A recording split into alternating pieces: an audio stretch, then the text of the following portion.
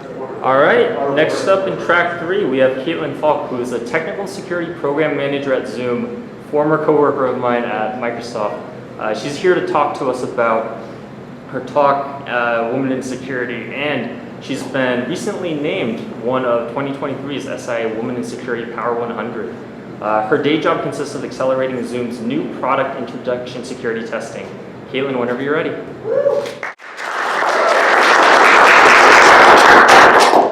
Okay, who can teach me about threat modeling?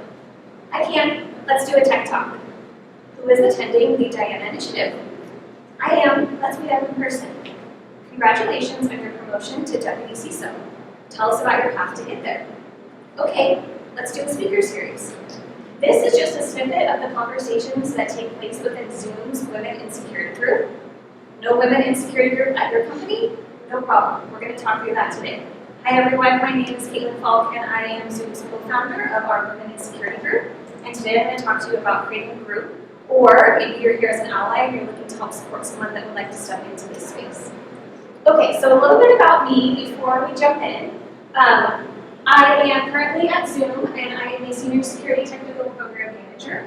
I'm based in the Seattle area, fully remote. As of right now, that may change, but right now I'm fully remote, which I love. It's very cool. I started out my career in technical writing at Costco Wholesale.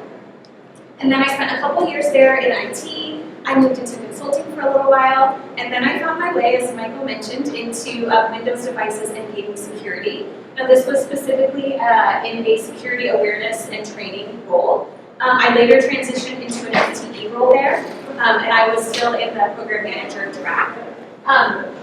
And then I got the call, this is when we were in COVID lockdown, I got the call from Zoom to say, hey, can you come help us build out our security organization at that time? I would like to say that I was a little bit hesitant, but I was not. I was super, super excited to join Zoom and work with the CISO there at the time that was building out that security organization. During the time that I've been at Zoom, I've stayed in the technical program manager role. I've supported a couple of different really cool teams during this time. The first team that I started supporting was our enterprise security team, so I worked closely with our partners in IT. I spent a little bit of time supporting our global security and resilience team, so think physical security as well as executive protections, which is really cool. That was brand new for me. If you're interested in chatting about that, I'd love to share more about that. I went away for a little bit. I had a baby. I came back from having my baby, who's now 1. And I started supporting our new product introduction from a security testing and compliance perspective. All of this while creating our Women in Security group with many volunteers and driving engagement in that Women in Security group. So that's a little bit about me and a little bit about my background. I do want to share just a couple more things. If you haven't noticed yet, out in the hall, there's a couple different booths. One of them is WISIS, Women in Cybersecurity. I recently became engaged with them. I've been engaged with them from a membership perspective, but I recently was offered a speaker spotlight through a program that they're running, which gives me access to this Innovation of Women, essentially a database of speakers. So people like the Diana Initiative or maybe Black Hat could take a look at those speakers within their database and say, hey, Caitlin's talk sounds cool, let's bring her into our next event. So that's what that Innovation of Women bullet means there. Again, I'd love to chat with folks about how I kind of stumbled my way into that. And then I do like to include sort of 2 fun kind of silly facts about myself. One is that I do paddleboarding in the Seattle area, which is only a couple times out of the year. I'm not the best, but I can do it.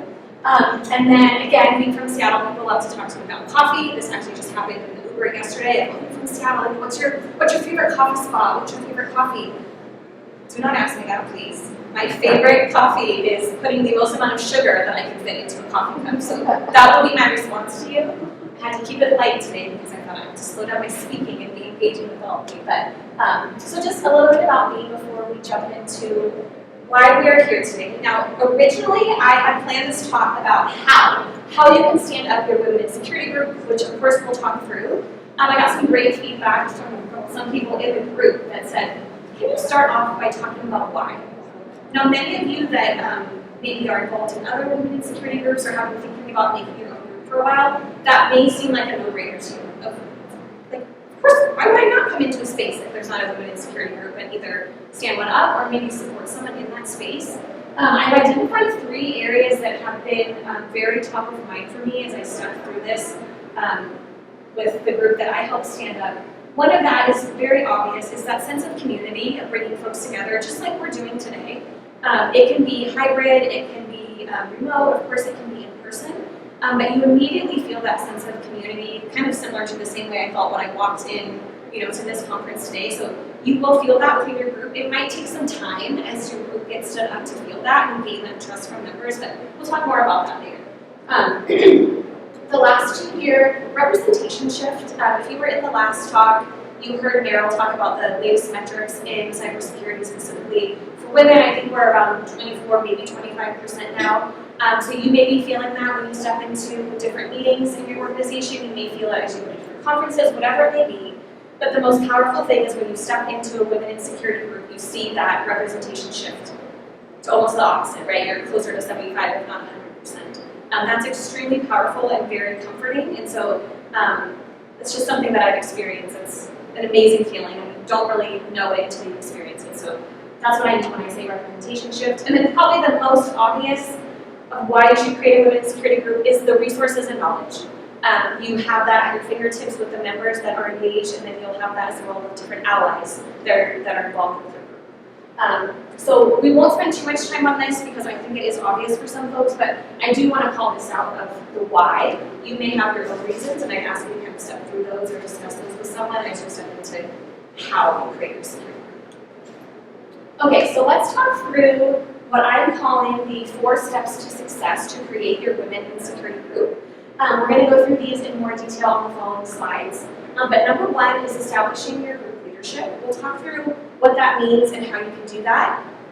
Step 2 is creating your mission statement and goals. I'll make an argument about the mission statement and why I believe that's so critical to setting up the foundation of your group and that you can build goals on top of. Step 3 is my favorite step because it's about the members. We'll talk through how do you recruit and then how do you retain those members throughout months or years within your women in security group.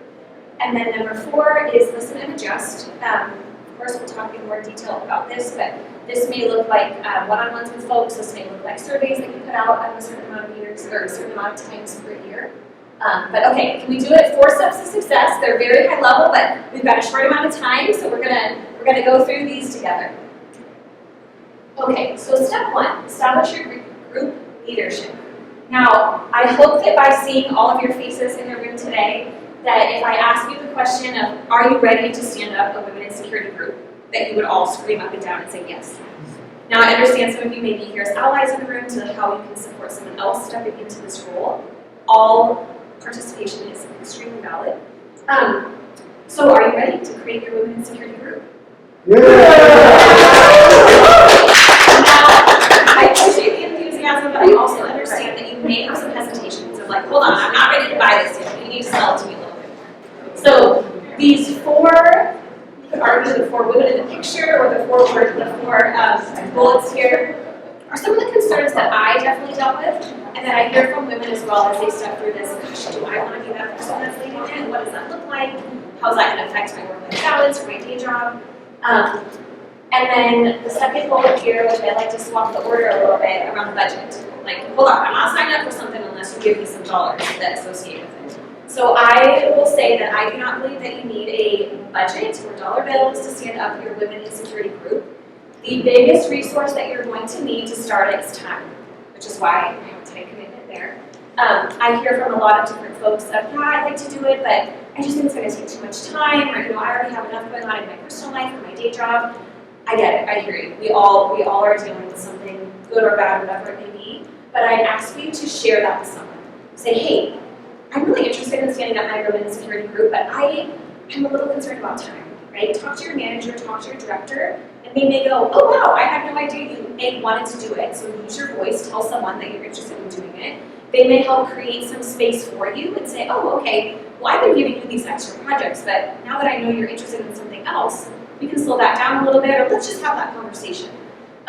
All great conversations to have. You also may run into, hey, I want to make my women's security group. Do you want to partner with me? And they might go, Maybe. Well, we can split it 50-50 or whatever that divide is. So again, use your voice to get over that first bullet, which is time commitment, because I think if you step into that and you say, I'm interested in doing this, I think someone, it may take you a little bit of time to find the people, but someone will help you with that burden if you do feel that.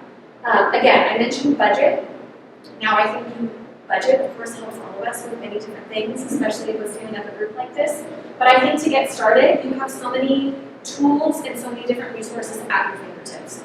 I mentioned that I work for Zoom, so of course we used our Zoom team chat to bring our group together virtually. I'll talk a little bit more about that later when we talk about recruiting and retaining your members, but I'd argue that you have a similar tool at your company where you can bring members together. It's probably a free tool for you, right, that your companies are using. You have your calendaring tools. Some of you may be hybrid, so you may be able to see some of your potential members in person. But don't let that initial budget aspect deter you from standing something up. I talked through a little bit of the tooling. And my personal favorite, which is self-doubt, because I struggled with this quite a bit, of I would love for there to be a women in security group, but I don't think I'm that person. I'm going to sit back and I'm going to let this person do it. She seems more qualified, she seems more passionate about it, I'm going to sit back. But I had those conversations in my head. I didn't say, do you want to lead it, or I'm interested in doing it, I kind of sat back. And it actually took, for my specific experience, that person changing roles for me to go, oh, like, there's a noticeable gap there, like, maybe I'll see if I can get a little bit closer to saying, hey, I would like to lead this. So I hope that we can together squash those 4 concerns, so tackle them together, because those are, again, some of the biggest that I hear when I ask people, like, are you ready to start your group? Do you want to step into that leadership role? If you have any questions or different, I don't know, concerns as you're stepping into this group leadership role, come find me. I'd love to help you squash those and tackle them together, because I think that you can do it. Okay, so remember, our step 1. Establishing your group leadership team. Are you ready to step into the leadership role? If not, let's talk through some of these and let's find you a person or talk to your manager to create more time to be able to tackle this. It's crazy powerful to say, yes, I'm ready to step into this space. So I challenge all of us to step into it. Okay, step number 2 is creating your mission statement and goal for your women in security. Now here's an example here that we have written on Zoom. I won't read it to you, but I'll let you guys read it in time. And I would argue that creating your mission statement is one of the most important aspects of creating your group, because it's really setting that foundation for your group for how you can build your goals off of those. And then I'll rattle off a couple of different groups that will say, oh, you want to make that group, that sounds great. What is it going to be about? Like, show me that you've thought through this, show me that you are passionate about this. It may look like folks in your DE&I team to go, oh, this is great, you want to stand something up like this? What's your mission statement?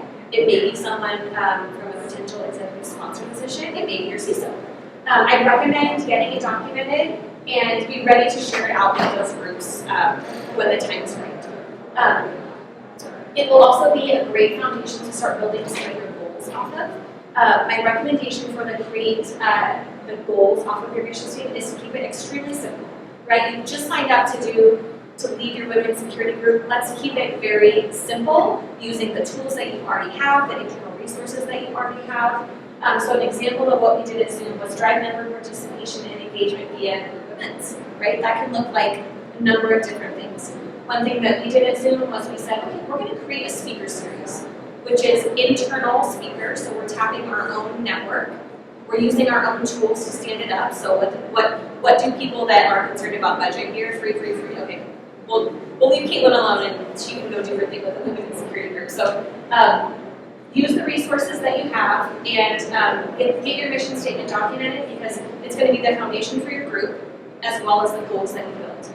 Now, I do have a challenge for all of you for number 2 here. Create your mission statement and your goals. I'm going to hold it till the end, and I'm going to ask all of us to come back to it. So just keep that in mind. It's not a test, but it will be a challenge that we walk through. Okay, now step 3, recruit and retain your members. This is my favorite step, like I mentioned earlier, because it is about the members, which is arguably the most important part of your group. Now, I skipped one important aspect that I wanted to mention with the group leadership. This is key. Let me just jump back really quick. So, I'll hold it there. This is fine. So we talked a little bit about tooling Now, given if you're a hybrid or maybe you're remote, this might look a little bit different, or if you're in person. But something that you can use to initially recruit those members is tooling. So an example that I mentioned earlier was at Zoom, we pulled all of the women that sit within our CISO structure into a chat channel. And we said, okay, this is our initial recruit of these members. We put them in the chat channel. Of course, they can easily leave or mute the channel, whatever they would like. But that was sort of our initial scrub to pull those members in. And we said, hey, we're making the Women in Security group. You are a part of it. Please stick around for what we called our kickoff night. Now, this was really the first time that we brought those members together. We talked a little bit about what we'd like to see out of the group, and most importantly, we put in front of them the mission statement. We said, hey, give us your feedback. We may be able to tweak some of the wording here based off of the feedback. People were very excited. Women that were pulled into this group were very excited. Ideas came flooding in the chat channel, people coming off mute, all of these great ideas. It was amazing, but it was also, as someone in the group leadership, extremely overwhelming because I wanted to deliver to my members. So I have a dedicated co-founder who's fantastic. Her name's Anne. He knows her. We partnered together and we helped share the responsibilities. Something that came out of something like a kickoff meeting is you can say, hey, we're looking to do this group. Here's our mission statement. Isn't this amazing? Give us feedback. Share your ideas. Again, I said all the ideas keep flooding in. It was very overwhelming for 2 people to say, okay, deliver this, deliver that, deliver this. So then we said, okay, who wants to volunteer? Who wants to support? I loved your idea about book club. Do you want to lead it? Some people stepped into that, some people didn't. That's all valid. That's completely fine. Other people may step through those same concerns that we mentioned on that step 1 at the different time commitment or maybe budget. But just keep that in mind, that you can ask for additional help. You can ask for volunteers to help push out some of those events and keep them going. So that's something that we did at Zoom. I recommend doing a similar structure of having a kickoff meeting to let folks know that you are standing up this group. Give them an initial place to put their feedback and to put their ideas. Save the chat channels, document all of the feedback that you get because you're going to want to come back to that information to help deliver to some of your members of what they would like to see. Some of the ideas that we got from our members were, I mentioned a speaker series. Then people wanted to kind of pivot a speaker series to become more technical. So they wanted to see tech talks. They wanted to do a book club. They wanted to do in-person events. And some of those we were able to deliver on, and some of them were a little bit more challenging, being a little bit more hybrid. But you'll get tons of great ideas, and don't be afraid to say, hey, I need help, right? Like, let's volunteer, let's partner. So let's talk a little bit about retaining. Now, retaining those members, I would argue, when you do your events, that's your opportunity to help retain those members. They're giving you time to say, hey, I'm going to come to this event. Deliver to them and try and help grab them for, hey, this is a current event, or maybe we have a tech talk coming up in 2 months, so please stay engaged. You'll be able to you'll be able to see that engagement. People may reach out to you one-on-one or time. They may want to just put their feedback in the chat channel. We'll talk here in just a second about sort of formally collecting that information, but keep an eye. People are different. People work differently. They want to share their feedback differently. You'll see not everyone will be, in the chat channel and voicing their opinion for their engagement. They may want to submit that to you in other ways, so just keep that in mind. Okay, this is your step 3, my favorite, because it's about the members. And then step 4 is also extremely important. This is to listen and adjust as the group is stood up, as well as maturing over time. Right away, I would argue, even before you get your kickoff meeting on calendars, figure out how you're going to collect that feedback. It's great that people maybe want to set up time with you or want to put it in a chat channel, but just figure out a simple way that you're collecting it all in one place. It may look like a document, it may look like a spreadsheet, whatever it may be. It doesn't need to be anything fancy. Because remember, we don't have a budget, we just have the tools that you have. So figure out how you're going to do that. At Zoom, we used a simple Google form to collect that feedback on a quarterly basis. And then as we delivered things to our members, we said, hey, we heard you, that speaker series went great initially, and now we want to pivot it to a tech talk. Thank you for the feedback, we're adjusting based on that feedback. That was key for our members. We talked a little bit about observing the engagement and making sure that folks continue to stay engaged and how that may look different for different people based on a number of different aspects. As well as continuing to ask for ideas and involvement. Don't be afraid to ask for help, whether it's from your co-founder or you continue to do a call for volunteers. we at Zoom, we've sort of, I don't know, we've gotten to this rhythm with our members going every month we're going to ask for volunteers. So we understand maybe you can't offer up your time this month, but just know there'll be opportunities coming up in the future, which has created a really nice balance for folks that maybe want to step in and then appropriately step out as their time maybe adjusts. Okay, so that was our step 4, listening and adjusting as the group is stood up. It also starts maturing over time. You're going to have to change, most likely change some of the events that you're running and keep an eye on how that engagement fluctuates over time.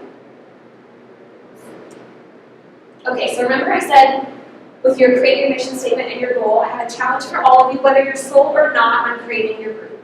I would ask that you please go out, spend 5-10 minutes, and say, I'm going to create a mission statement for a women's security group. And maybe as someone that wants to step into a leadership position, and maybe an ally that is looking to help support someone in that role. Go out, take a look at, there's a number of different resources that you can go out to. Just recently, I want to say in the past couple of months, the Cybercrime Magazine pushed out 50 women in security groups and associations to become involved in or keep track of. It's in a nice, you can Google it, it's in a nice, easy, consumable format. Go out there and take a peek at those if you need some inspiration. The Diamond Initiative is listed on there. Go out, write your mission statement, okay? Put it on a back of, scratch piece of paper, put it on a napkin. I don't care how you do it. And the goal would be to share it with someone. It can be someone that you work with, it can be someone outside of work, but I want you to see where that conversation takes you, because again, you're speaking up, you're taking up that great space of saying, this is something I'm potentially interested in doing. Give me your feedback on maybe what the actual mission statement is, or it could lead you into the conversation I mentioned earlier about time commitment. If I share this with my manager and say, hey, I'm thinking of this, okay, I didn't know that you're interested in doing that, let me help you create some space, or, oh, I spoke with someone else and she's also interested, let me partner with you. Is that something that folks think that they can do? 5 or 10 minutes. Do it in between talks if you want. If you would like help, or you would like someone else to talk to about it, or different ideas, I'm more than happy to talk with different folks about how to do it, or different resources that you can use. Okay, so I just want to review these steps together, which I'm calling our 4 steps to success to create your women in security group. Number 1 is establishing your group leadership, right? Are you going to do it? I have no doubt, you had that enthusiasm at the beginning, I hope that you still have it, you can do it. You're going to work on creating a mission statement for your women in security group, and if you would like, you can challenge yourself to create some goals. We talked a little bit about recruiting and retaining those members and what that engagement looks like over time. And then last, but certainly not least, is listening and adjusting to the group as it stood up and matures over time, so you can continue to start delivering those events to your members. Okay, 4 steps. I know it's high level, but you can do it. Okay, that's all I have for creating more empowered to step into this space, or to potentially encourage someone else to step into this space. And I'm here for questions. If not now, find me later. I'll get black hat later this week. I'd love to chat or just say hi if it's okay to do it. Any questions? First of all, thank you. That's really incredible. I wanted to touch a little bit about budget. Yes. It's always the challenge. It is. It is.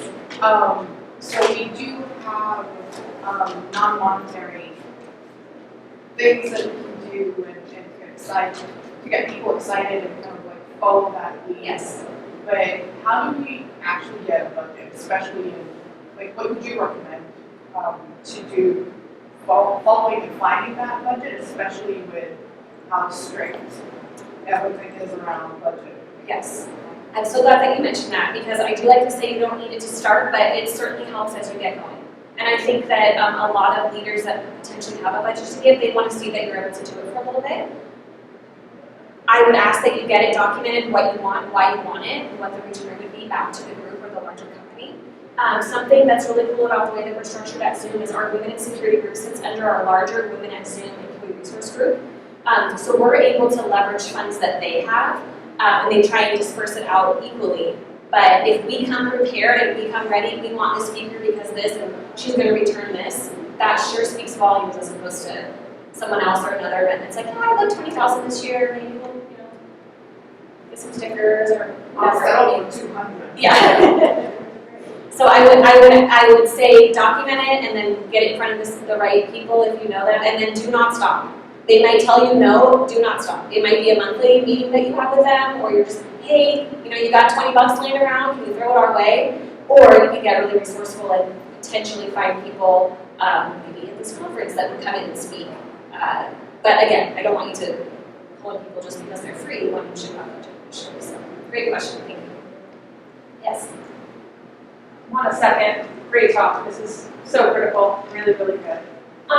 When you're going to other groups of women from the same board that has hierarchies, but you're trying to get into this kind of more linear structure, like a semi-social group, how do you navigate that? Like if you've got senior level folks with associate level folks, how do you create that space so that that women's group feels more like a round table? Yes, so you're kind of breaking it up a little bit. Yeah. I can say something that's helped a little bit was that speaker series that I mentioned. We did have some of our women in leadership come in and do those talks, which was great.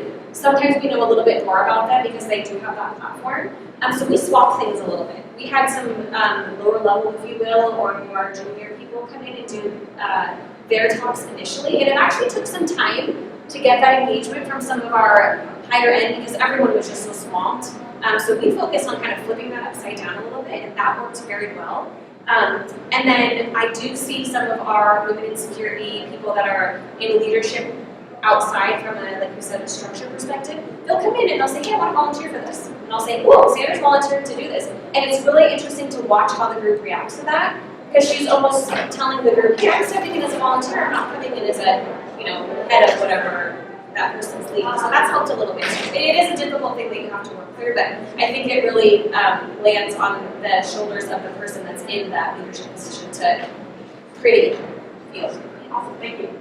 Yeah, your focus on engagement seems to center around joining and being an attendee in an event. How do you get the engagement in those top levels and get people to more organically interact and engage your community? Yes, that's something that I had to learn sort of the hard way because I thought, oh gosh, if I don't have 30 plus people in the speaker series, or I don't have people in the chat channel, they're not here. But they are. People learn and engage in different ways, and you may never see someone pop into a chat channel or one of the events that we have, and that's fine, right? Like they will either tell you or show you in other ways that they're engaged, and I actually learned quite a bit about that from one-on-ones that I would have with folks, which again might not be someone's style, but sorry, I'm going all the time. Thank you, everybody. Come find me if you want to.